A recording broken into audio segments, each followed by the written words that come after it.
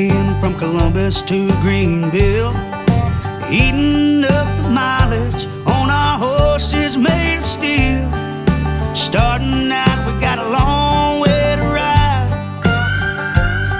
with the wind in our face and the suntan in our hide.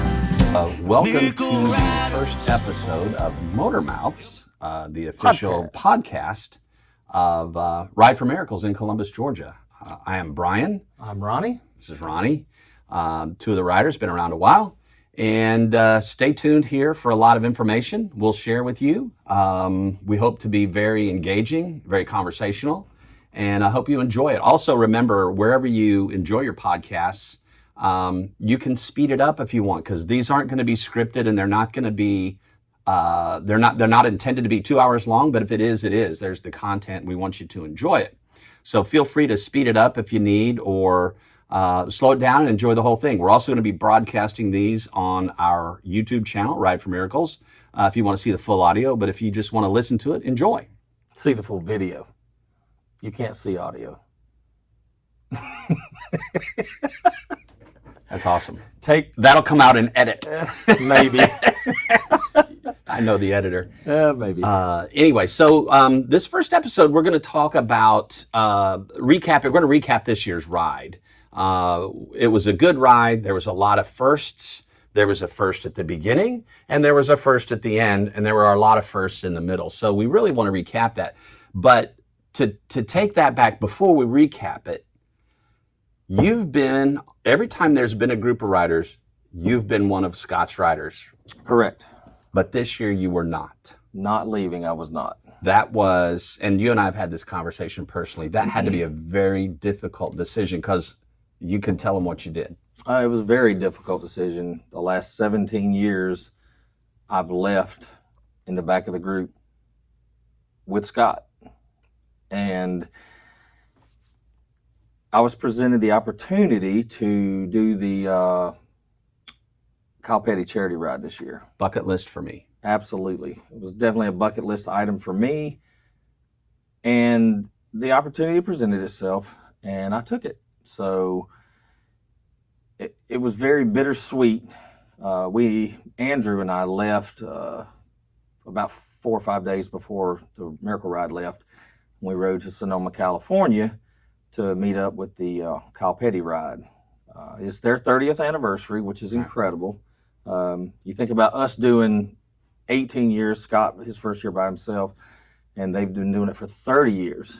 Right. So we got a goal to shoot for. And just for the record, Scott has done the Kyle Petty charity ride 1 year. Correct. And Andrew's a longtime supporter Right. of the Kevin. Kyle Petty charity ride, and Kevin as well. So we kind of have intermingled our rides together. A lot of great people. Stupendous ride. It's incredible the way they organize everything.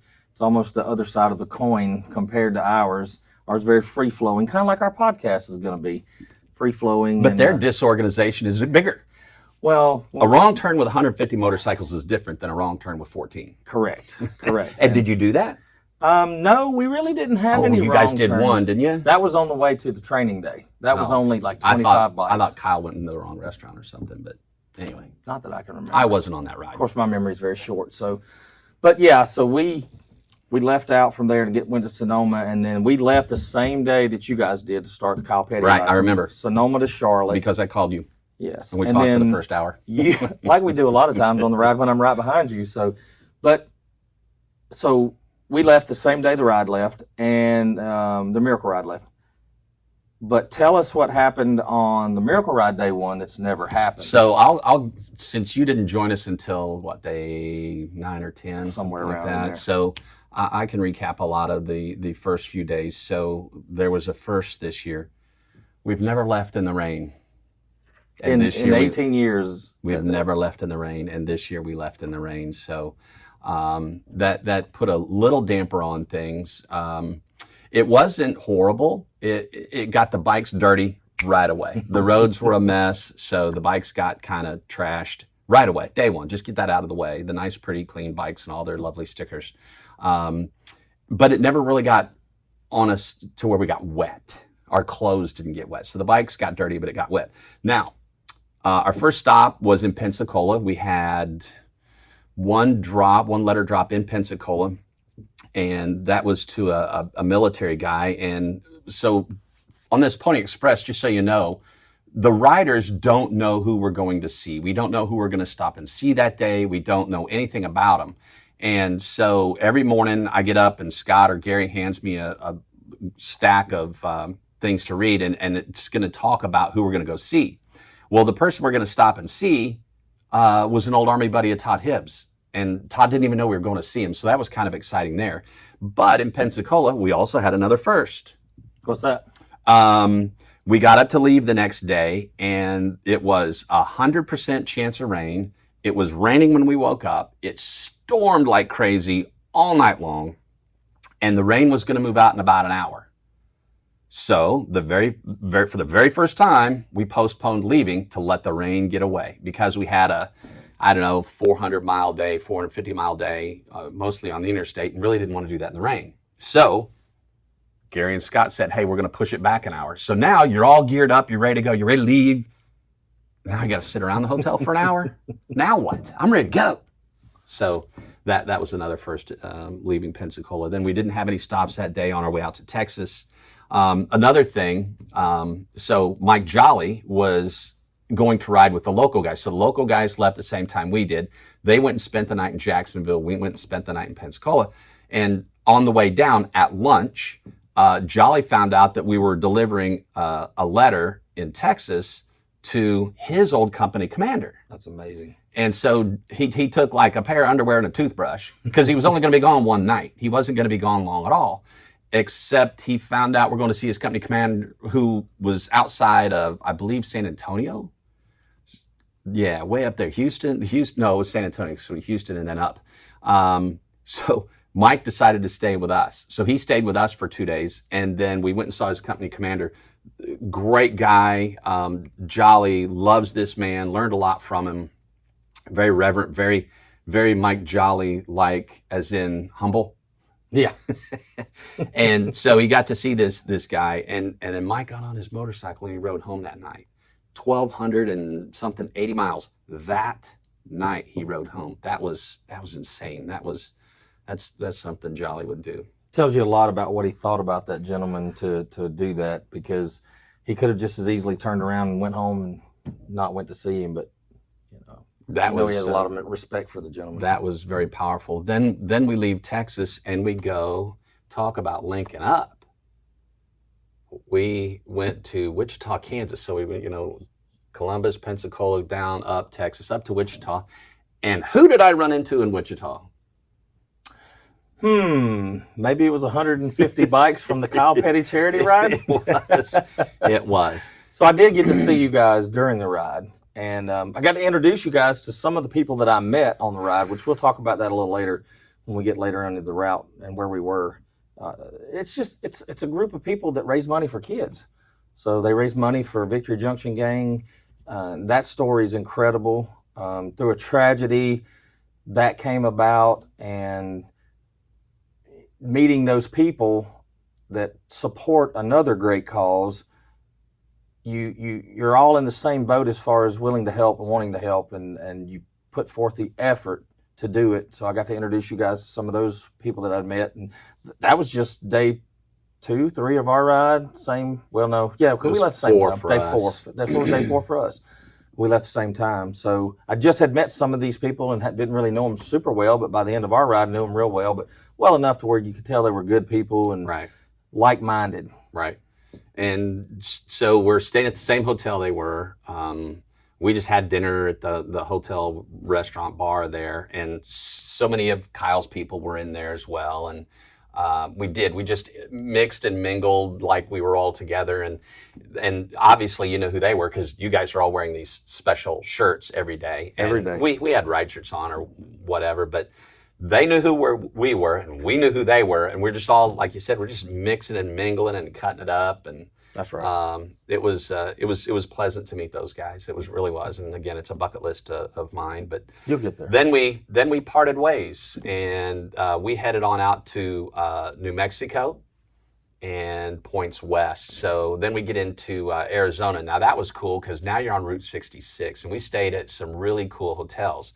Now, you and Andrew stayed at this hotel on the way out. Correct. And so we had already had our hotel booked. We've had our hotel booked for quite a while. But when you gave a report back on this hotel, Brad changed it. We had to change hotels. We went across the street to this really cool, typical 60s Route 66 motel with all kinds of murals painted everywhere. And it was a really neat place. It was an older hotel, but it was nice. If I'm not mistaken, I believe it was one of the first hotels built in that area on Route 66. I want to say it was 1924 comes to mind.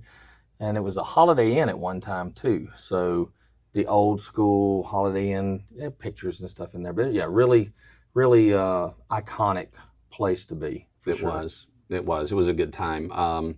The restaurant had good wings, and that's all I really needed to know. That's right. That's what we had as well. Yeah, they were good. They were really good. And you know, I go searching for a chicken wing. Then we go out to California. So we pull into LA. Again, Ronnie wasn't with us, but if you've ever seen how we cruise through a big city, I will say this for the people of LA. I believe they were the most polite that we'd run into in any big city. If you put your blinker on, they would let you in. So Scott, at that point, I was in the back. I think Doug and Joel broke off to go to a Harley dealership. So it was Scott in the front, me in the back. We get on the phone. Scott said, give me the left lane. So I'd get the left lane, I'd put my blinker on, and people just stop. And what, there was 12 of us at that time, so it's easier to maneuver. And we would get in the left lane. And then, all right, here's our exit. And we'd go over, and we'd just move through LA traffic like nobody's business. And our delivery that day was to a friend of Vernon's, Vernon Griggs, and very southern, down near Long Beach. It was San Pedro, but it was way south in LA. It was warm. It wasn't hot. And let me tell you, we crossed Death Valley the next day, and it was hot, but not as hot as we were going to see later on.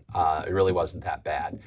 Gas was maybe more expensive out in Arizona from what I remember from LA. You know, you figure California and all that. It was expensive for sure. What was the highest price of gas you guys saw? Oh, it was, I want to say I remember 680, maybe 7 something. It was close. Yeah. Did you guys hit 8? Kevin did when he met us in Texas. He saw 829, I believe. We saw 759, I think, in gas prices. And what was funny is we come back east. Is $5 a gallon. Woo! Get a break. Finally. Exactly. There was one fill up. So Ronnie and I were gas buddies when we hooked back up. There was one fill up we had that was over $50 to fill two motorcycles. It's not my RV now, man. It was like 2 motorcycles was $50. What are you going to do? You know. I will also say, as we recap the ride overall, I spent $300 more in gas this year than I ever have. So.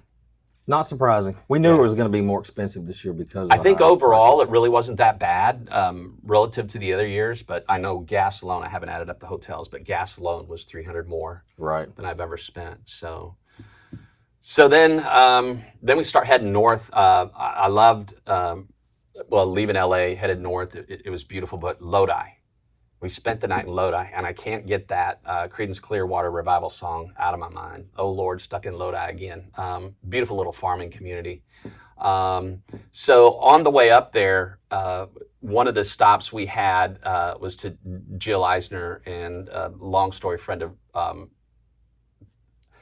Scott's from Ruthven, Minnesota. Sent us there, and she was a lovely lady with a very steep driveway. We took a couple wrong turns in that neighborhood too, and we got to the second driveway, and you're going up, and you don't know if there's anywhere to park.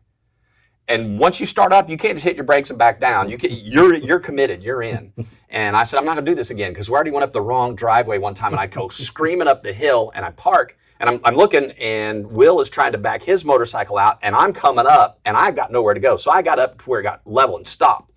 And then you let the adrenaline settle, and you figure out how we're all going to get down here, because we're at the wrong house. So the next hill we came to, me, Rick, and Ross said, "I'll see you. I'm walking up the hill." So I wasn't going to go up there. But a quick story about doing the news, and I want to get this producer from WTVM on here to talk with us one time. But we're doing a live hit at 5:45, and we're standing in Jill's house, and I looked at my watch. I said, "Oh my God, it's 5:45. Scott, we're late." So I called the producer. "Did we miss our slot?" She said, "Yeah, you did. It's too late. You missed your slot." She said, "Hold on. All right, 5:52. Okay." So all the while she's talking to me on the phone, she's talking to the anchors, telling them, "All right, we're going to do the Miracle Riders here in 7 more minutes. Just keep going here. Read this." And so we got 7 minutes to set up to do the news. "All right, Scott, get out here. Frame your shot. It's beautiful in the mountains." And he's got his phone. It says Zoom link. Scott didn't have the Zoom link. And so I'm on the phone with her, and she said, "I'll just email it to you." So she emailed it to him. Got it. At 5:51, Scott said, "Okay, got it." And he hit his phone like this, and boom, it came on. And he's, "All right, we got you, Scott. We can see you." And I'm on the phone with the producer, and Scott's talking. They say, "Scott, we can't hear you." His phone was Bluetoothing to his helmet, which was down the hill over there on his bike. And Gary went busting down the stairs, down to the bike, and just as they said, "Scott, how are things going today?" Gary turned off Scott's helmet, and they could hear him. So, again, the producer doesn't know how close we were to not having audio that day. But, boy, that was one of those things that I'm just like, man, did we make that happen? Well, technology is a great thing, but when it fails or something, it was doing exactly what it was supposed to. Right. Well, kind of like what we're doing here. Yeah. So that was out in L.A. Then across Nevada, Idaho, into one of our favorite places, Missoula. We stayed in the same hotel. We stayed the year Martin Thiel rode with us. Lovely lodge. Couple of indoor. It had a big indoor swimming pool, if you can imagine, in Missoula, Montana. A lot of hot tubs, all the pine. It felt like a lodge. And outside of each room, there was like a patio. So we had a little patio party there. Went across the street and had some good Italian. I do have a great memory from that hotel when Martin stayed with us. We had gotten behind that day. Martin and everyone else had went ahead. We catch back up and get there, and Martin and Scott are sitting next to each other on the hot tub, and they got their blue jean pant legs rolled up, and they got their feet in the hot tub. And I don't know if someone asked Martin a question about the guys, and he says, "All I can say about those guys is they talk a lot, they drink a lot, and they eat a lot, they drink a lot, and they cuss a lot. That's it. That's it. Yeah, so we were impressionable. We drink, we eat, we cuss. Anyway, he got to see the rawness of the ride, and he was missed there. There's a lot of memories came flooding back when we got in there. So that was something. And then, so it's funny. Brad did join us for parts of the ride, but Brad catches a lot of crap because he does our hotels. And he does a wonderful job. He really does. Thank you, Brad. He gets us in some really good places, but sometimes you're out there and you really don't have a lot of choices where we're at. And we were in, look this up, White Sulphur Springs, Montana. Look it up. You should know when you pull up to the hotel and there's a for sale sign in the parking lot, you should know this probably ain't going to be good. Well, that's about like pulling into a restaurant that says help wanted. You're probably not going to get cook good service. Needed. Yeah, you're going to get service. You don't know what you're going to eat. But anyway, this hotel, it was definitely from the 40s. And the name of the town should tell you White Sulphur Springs. So there's sulfur springs there. I guess it's good for your body, and everybody wants to soak, and they have these 3 pools, and all that's all good for the nose. No, it's not. It's sulfur. So there's the new part and the old part. What's the difference? There's about 20, 30 years difference when they're constructed. 1920s, 1950s. so you could tell how So did you guys get to stay at the 20s or the 50s? No, they asked me a choice. I said, for 30 extra bucks, give me the 50s. So And it was $30 extra. It was. In the 1950s versus the 1920s. It was.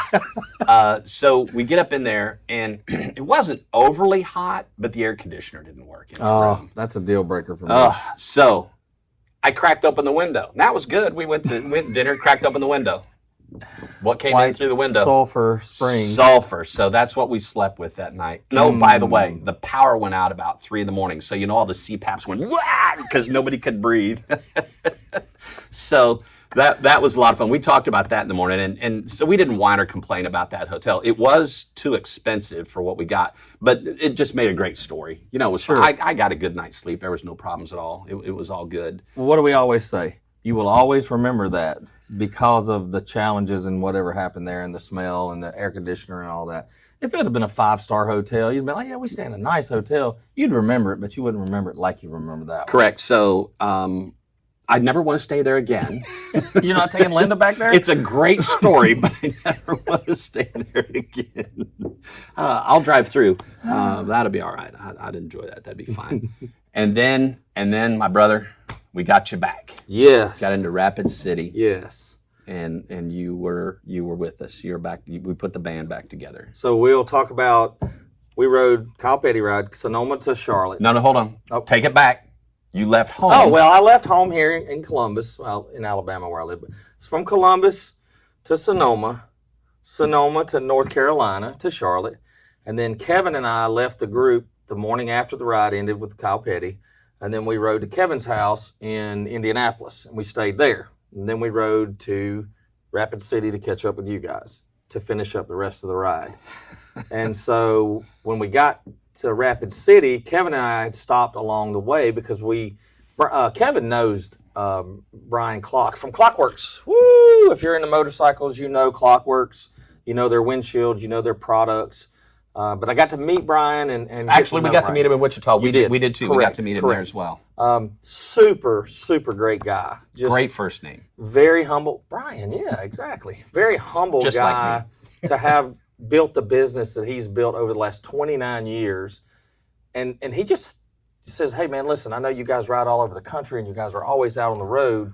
If you ever need anything, here's my cell phone number. I've built a network of friends and suppliers and distributors and everything across the U.S. And if you guys ever need anything, here's my cell number. Give me a call. Maybe I can help you out in some way. So we stopped by to see Brian, and I got a windshield for my bike there. They put it on in the parking lot, and we kind of said, hey, if we can, we're coming right back through here. I want to bring all my guys through here and you can kind of give them a tour of your place and, tell them your story. Brian's a really just a great guy. There must be something about guys named Brian. Must be. But so we headed out. We met the guys in Rapid City, and they didn't give me and Kevin any, lip or anything or pick on us about not doing the whole ride and stuff like that with them. We don't do that to each other during the ride. We don't pick on each other. Not to his face. Yeah. So, but we get there and meet up with the guys. We got there. Actually, we got there, I think, the day before you guys. Yeah, we got there the day before you guys. So Kevin and I did a little sightseeing around Rapid City. We went to Crazy Horse and rode by the Washington, not the Washington Monument. Mount Rushmore. Rode by Mount Rushmore. Crazy Horse is incredible. Mount Rushmore is incredible, but the story behind Crazy Horse is just, incredible. If you don't know what Crazy Horse is, go and look it up. And just kind of read the story.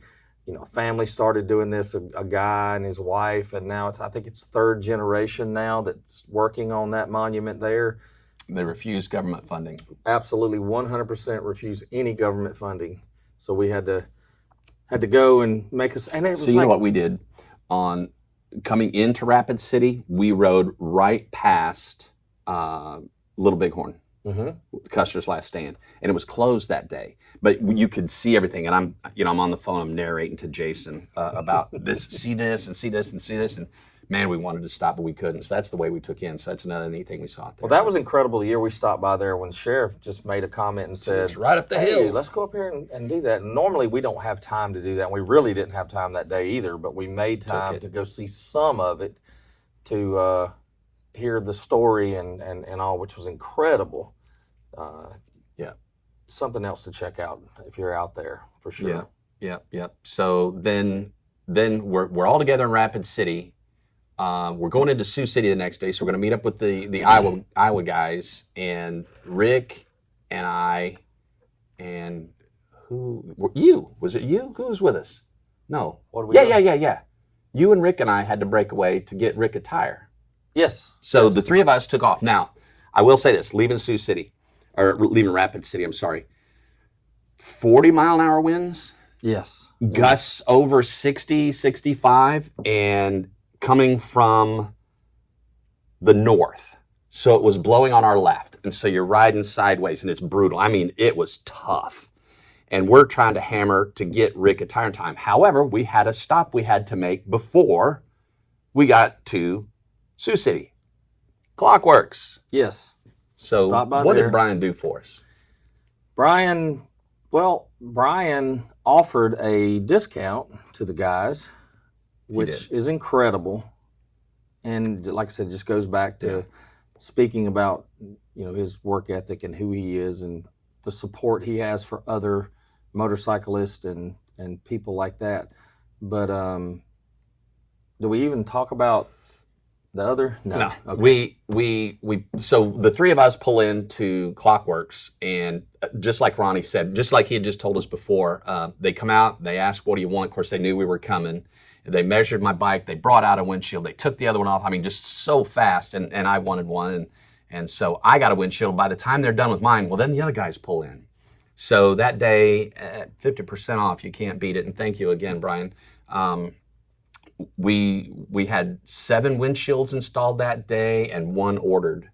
And then you and I took off. So it was neat. I mean, Brian had won one of the biker build-offs that was on the Discovery Channel. That was cool. And he's got a killer collection of motorcycles. If you get to any motorcycle rallies out there, you get a chance to stop by Clockworks. I recommend it. Talk to Brian. He's just a cool dude. Absolutely. And get the windshields. You really can make a difference. He explains all the technology of how the wind goes around you instead of creating a pocket in front of you. And there's a lot of technology involved there, and it works. It was great. I love my new windshield. A lot more than I ever thought about. Even got a windshield for Scott's bike. The Clockworks had led. Well, they did not really have one that fit his bike.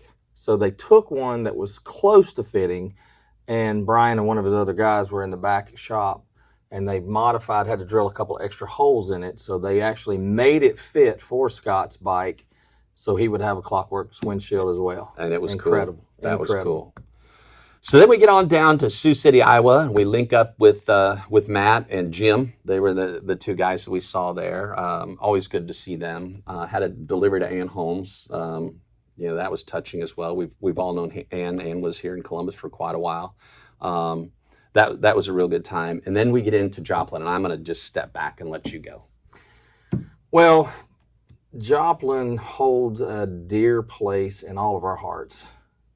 The first year Brad rode, we're close to Joplin, and if I get some of these details wrong, please feel free to correct me. But Brad had ties to Joplin, and none of us knew. I never knew Brad before he rode his rookie year, much like not knowing anybody else. My first year I went, and we were getting close to Joplin, and Brad kind of pulls Scott over to the side, and he says, "Hey, can we make a stop? We're going to go almost right by there. Can we kind of make a stop?" And he's like, "Sure, yeah." So we pull into Joplin to a soccer complex at what college is it? Missouri Southern Southwest or something. Well, we pull in and we walk out there, and Brad tells a story about his son. And at the time, and up until just like last year, I thought that this tragedy had happened years prior. And Brad told the story about his son Jonathan's passing. And I was floored devastated. Brad was in tears, and just feeling his pain and hearing the story. There were 11 of us, well, that first year, but I think there were 14 maybe the year Brad, his rookie year. And we're just all crying on this soccer field, having Brad tell us the story. And he was a basketball player on scholarship there at the Soccer. He was right. He was a soccer player playing on scholarship, basketball. playing basketball. And I think he had a problem with his heart that no one knew about. And he passed away playing basketball in the off season from the soccer that he was there on scholarship for.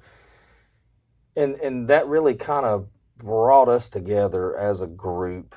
It was just touching, but I didn't realize it was only like 6 months after it had happened when wasn't long. Brad did this ride, and I didn't realize it was that fresh to him, and all, and just I don't know. It's hard to put into words what you felt that day, and how it kind of just brought us together as a group to this.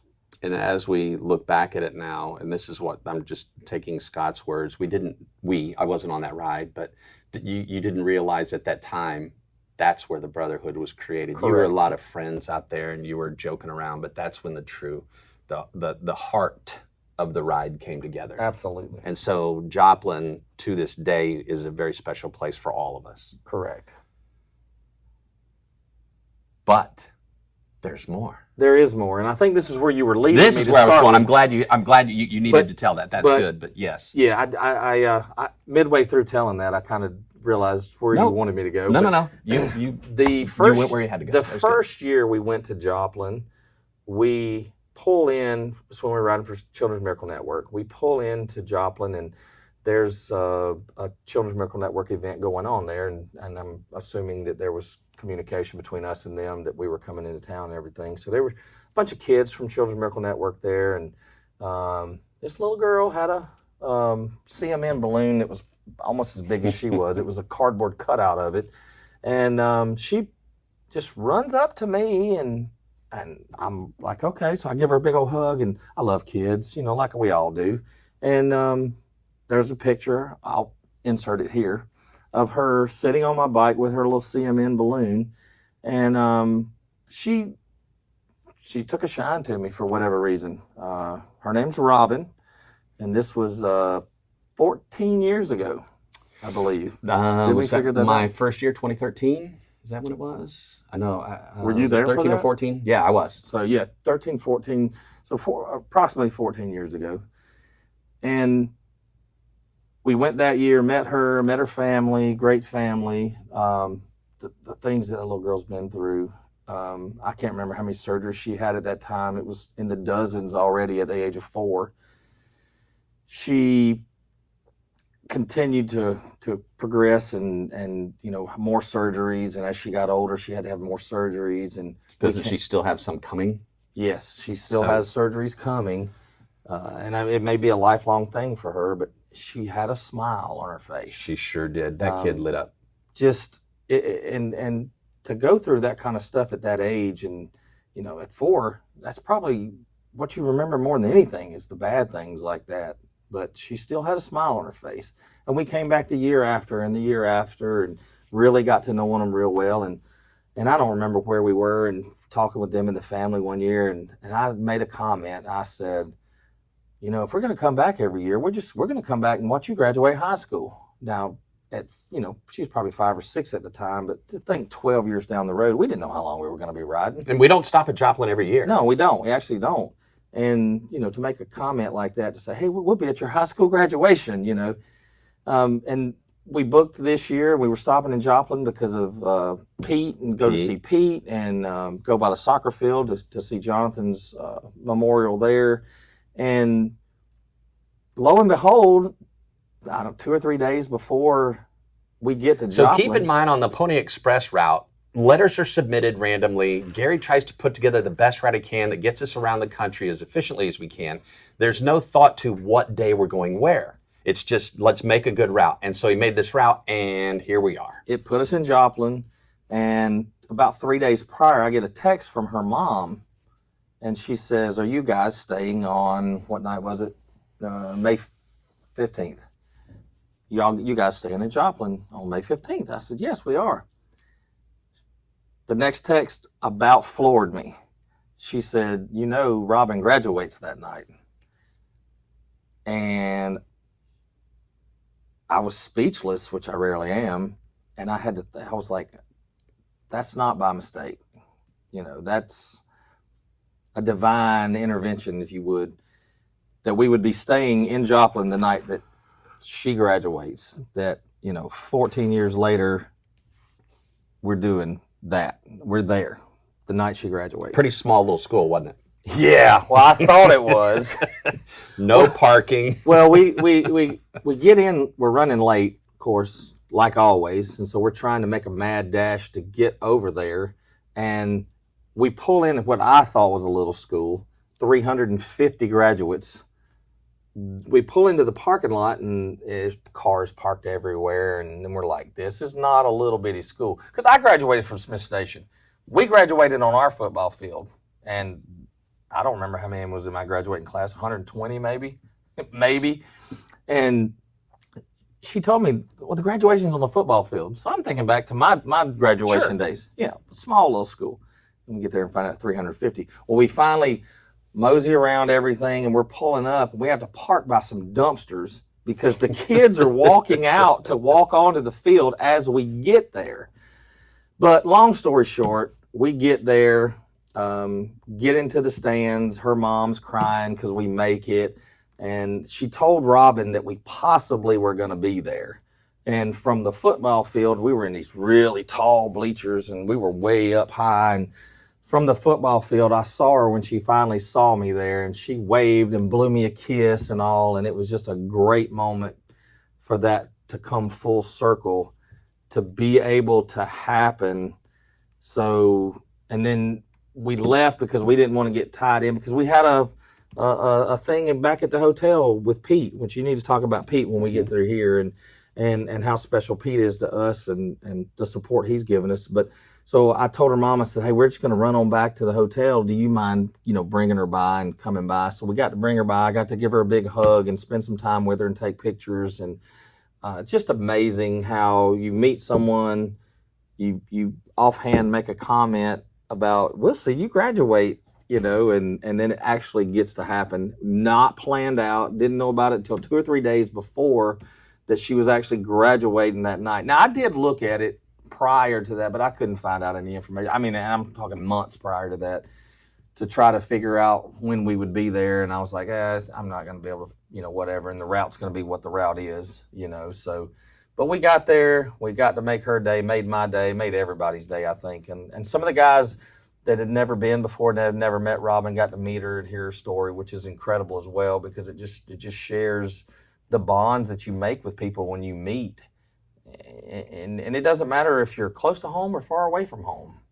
You meet these people and you make lifelong friends with them. So that's the whole theme of this Pony Express, or the way it seems to have worked, is we're delivering letters to you out there, but we're getting so much in return from you, and that's what Robyn's given tenfold to all of us. Absolutely. And we passed the hat and Yep. stuffed an envelope for her. Sure did. Made her night even better. Took care of her. So, for sure. All right, back to Pete at the hotel. So Pete runs the Residence Inn in Joplin, and he took really good care of Brad and Jan when they were up there in their time of need. And so we've always made it a point to stay and see Pete. Matter of fact, we've made Pete an honorary rider. He has his own duster and badge and all that. Pete's a wonderful guy, and all the employees at the hotel tell you what a great guy he is. So that night, Randy Lepper, we met Randy. Randy's a rider, rode with us 1 year. I think he did 4 Corners. Mm-hmm. He lives in Joplin, and he brought over some soda pop. And Pete had a grill set up and grilled hot dogs, hamburgers, sausages. I mean, he had potato salad, and he had this big. This was a Friday night in Joplin, Missouri, and he did this for us. But every guest in that hotel was invited. He said, come on over here and get you a hamburger, get you something. He was doing this just for the guests that were staying there. Massive Residence Inn. But that just tells you all you need to know about Pete. He's just a super guy. So any chance we get to go see Pete, it's always good. Absolutely. Pete's a warm guy, Good good guy. So that was a real special stop for us. Then we move on into Evansville. So now we're getting into my part of the ride. So we're going to see my sister, and you know, a lot of times as we're riding down the road, it's probably boring to you guys when you look and you see the video. There they are. There's a wheat field. Woo! Hey, there's a tree. Woo! You know, but this day we're riding into the most purple clouds I think I've ever seen, and we're heading straight at it. And then all of a sudden you see a break and you say, please, interstate, turn left, turn left, turn left. And Nope. turn left. Oh. And then the storm turned left. It's like, oh no. So we got wet that day. We rode in some pretty crazy weather, but we stopped and saw my sister. A letter came from my other sister, Rhonda. They're twins, and that was very emotional for Rose to get through. But what I want to say is thank you to all the people. So again, we started this ride with 6,000 Facebook followers, and right now we're over 13,000. So we more than doubled. But that particular drop with Rose somehow struck a chord, and it has 440,000 views now on Facebook. So a lot of people paid attention to that one stop, and we got so many good comments about that. Truly amazing. Then we headed north to Lafayette, Indiana, where my brother had a letter for one of his mentors from FedEx. And if you remember the movie with Tom Hanks about how precise FedEx is down to the second, that's the kind of FedEx that they grew up in. And just an incredible human. My brother, it was a surprise, got like 40 former FedEx employees, family members, everybody. He refers to himself as an a-hole. And so we pulled up and they said, there's the a-hole. And but anyway, very humble man. I was looking for him. Where's he at? And he was down with all the motorcycles. He was down talking to all the guys. So he was really surprised and taken aback. We also at that stop got to meet a 100-year-old World War II veteran. Not the first 100-year-old World War II veteran we got to meet on this ride. So go through Indiana up to Michigan, just south of Detroit, to spend the night. Now, a lot of times we get in a little late. Sometimes the restaurants are closed. Sometimes there's no restaurant near the hotel. And this particular hotel we were at, Brad did a fantastic job. It was a good hotel, had a bar, a restaurant, all kinds of stuff. Closed on Sunday. So there's 3 other hotels, no other restaurants. There was a gas station, and that was about it. So pizza parking lot party, and this is another first. I think it was awesome. We order a bunch of pizzas, and we just sit around in the parking lot and we eat. Well, I mean, when I would say sit around the parking lot, we're standing around in the parking lot. There's a couple of trash cans that are out in the parking lot now, iced down. And then somebody got the bright idea. It was brilliant. You could open the windows, and the rooms were just right there. And somebody starts handing out the ironing board. That was great. So we stroke of genius. We pulled ironing boards out of the hotels, and there's our tables. So we set pizza up all over, and man, let the stories fly. We just had a fun time. That was one of the most memorable pizza. Well, there must have been parties. some good fishing there too, because there were several boats that were backing in, and of course Scott goes over there, somebody else goes over. Hey, come over and have some pizza with us, because we ordered too much as usual. And a couple of the fishermen come over and had pizza with us in the parking lot on our ironing board tables. Yeah. So that was a lot of fun. Very memorable. Then we get up and we're heading off in through New York, and then now we start getting, we're heading south now. So Syracuse, New York was about as far north as we got. Then you finally can turn the bike south, and it's always exciting when you can turn the bikes south and head home. And that least last week. And one of the things you can't explain to the rookies is how fatigued you get, how tired you get. And there's nothing you can do to train for it. You can't sleep your way out of it. It's going to take a couple of days, sometimes a week, to get feeling normal again. But and Howard even admitted, he said it was a lot more than he thought. Correct. It was a lot more physical than he thought. It was a lot more difficult than he thought, and it is. You just can't explain that to anybody until they do it. And even as a veteran, you just know it's coming. So that last week, you're kind of tired and probably a little cranky. You're ready to be home. You missed your wife and kids and grandkids and pets, and you just want to be home. But something crazy happened that week. We got a phone call, changed everything. Oh, yes, we did. And talk So- about a shot of adrenaline. Yeah, the phone call was from an anonymous donor that said, I want to make a donation, but I want to make it really count. So if you guys will raise $50,000 this week, I'll match it. How incredible is that? So the guys were, everybody just stood up and went, what? Dollar for dollar match up to $50,000. So now you're telling a different story. So Scott's taught me a long time ago that certainly the money, this is what we're doing this for, to raise funds to make a difference in a child's life. That's very important, and we can't stress and do all this without that. But telling the story of kids, telling the story of other people. And so you're standing in a parking lot and somebody says, well, all I got is $20. And you look at them and say, thank you, but you just turned this into $40. Correct. And it makes them feel a lot better about what they gave, and knowing that it got doubled. So we got I can't quote the numbers, but we got like 12 different states and all kinds of different people. So we got the message out, and people listened. And when we got home, we had actually raised $54,000 that week. So the donor matched that. So in that last week, we raised $100,000, $104,000 just in the last week. So amazing. It's that gave us the lift. But then we start going. You're heading south.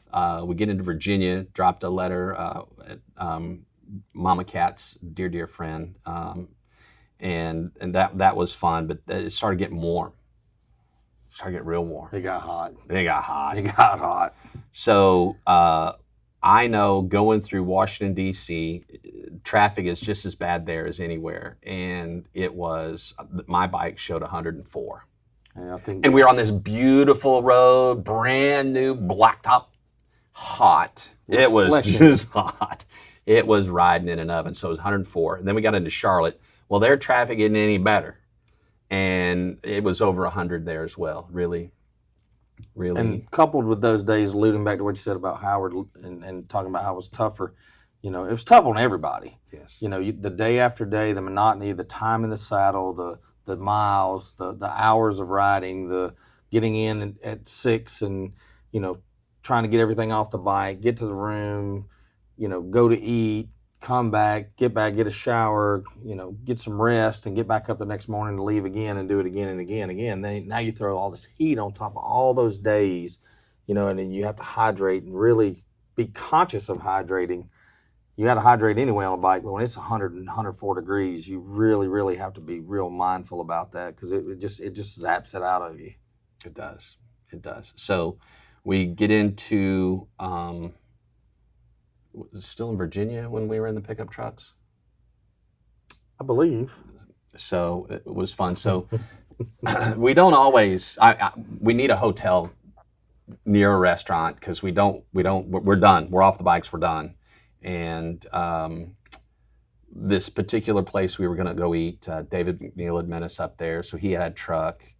Cal had met us up there, Cal Cole, and he had a truck, so we were able to get transportation to the restaurant. But a pickup truck, I mean, it's a big cab, so there's 16 or 18 of us at that point. Right. Five can ride in the front. Right. And so then we put some in the back. I mean, come on, we're all kids. At one point, we rode in the back of a pickup truck. It was fun, and so we did. We go to the restaurant. It's all fun, and Cal, of course, is the designated driver, and we had a couple of soda pops with our dinner, and we're riding back. And Cal said, "All right, it's 17 minutes if we take the interstate, and it's 27 minutes if we go back roads. Hell, go the interstate. Come on, let's go."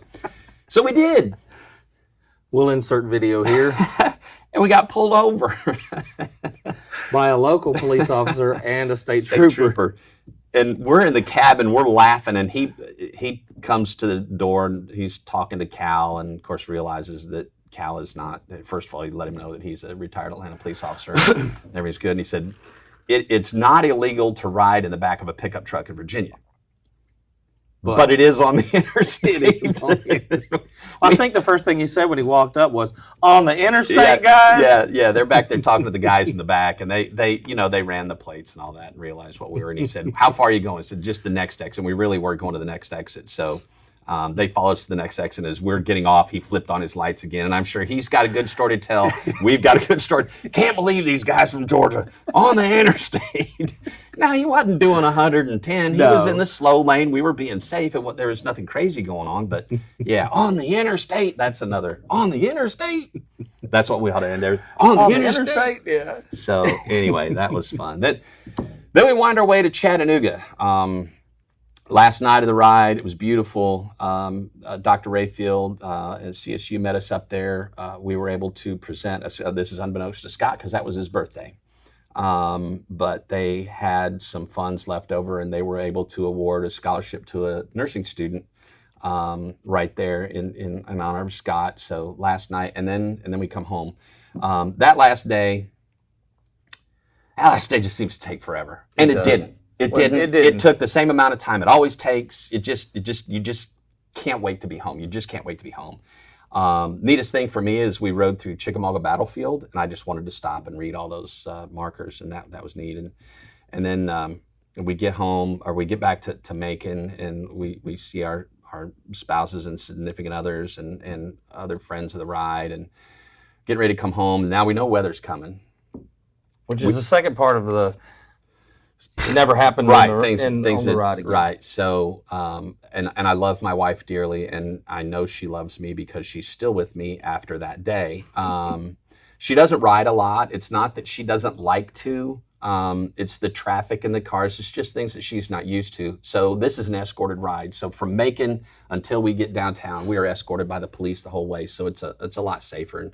And she enjoys that. She calls the Harris County deputies her boys. Mm-hmm. So she loves to see her boys when we get to ride. Well, we get to almost to Columbus and it starts raining. So our first stop is at Covenant Woods. And we almost get to Covenant Woods. We're almost dry from that rain back there and the bottom falls out. So we pull into Covenant Woods wet. We're soaking wet. Now, no rain gear because it's hot. No rain gear. So anyway, we're wet. And we get off our motorcycles and we got to meet our second 100-year-old World War II veteran. And he handed Scott a letter and said, "Here, we have something for you." And by the way, I want to hear you read it out loud. So Scott, first of all, he can read. And he had to read the letter. And this gentleman is in a wheelchair. And he had a song for us. And I don't recall the song. It was very inspirational. We're going to get him back in here in this studio. Absolutely. And we're going to record him singing that song. So absolutely. At a time when you're worn out, you're tired, you're almost home, but you're not quite home, he starts singing this song about why you do this and you do this for others and he just kept singing it. And we're all crying again. We're all just absolutely crying, this man singing. And then he stands up. And he belts it out. What a wonderful voice. At 100 years old, this man absolutely stole the show that night. 1,000%.